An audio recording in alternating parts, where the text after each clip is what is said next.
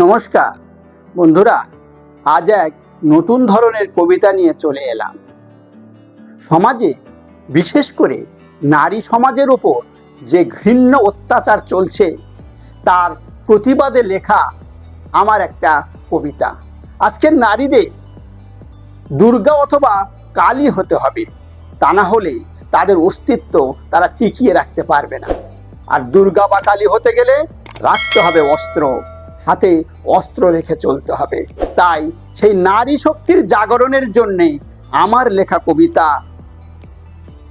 ও মেয়ে তুই অস্ত্র ধর, ও মেয়ে তুই অস্ত্র ধর, মনটাকে তোর শক্ত কর, আর ও উচ্চে তোল রে স্বর, নিজেই বাঁচা নিজেকেই।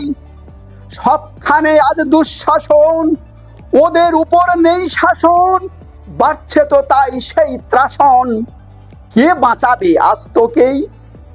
কোনো বাধাই মানবি না, মনে দ্বিধা আনবি না, আপন পরকে জানবি না, তোর মান টানলে কাড়বি প্রাণ। ও মেয়ে তুই অস্ত্র ধর, অস্ত্র আরো তীক্ষ্ণ কর, দে পাহারা নিজের ঘর, নইলে নেই রে পরিত্রাণ।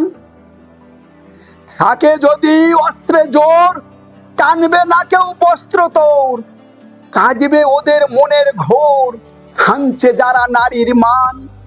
ওরা যে সব তুচ্ছ লোক, ওদের মনে নেই কো শোক, অস্ত্র দেখেই গিলবে ঢোক, আসবে মাথা টানলে কান। এ দেশ আরে রাজ্য নয়, পৃথিবীটাই ঘৃণ্যময়, ছি দিতে তোর কিসের ভয়, এবার জেগে জাগারে।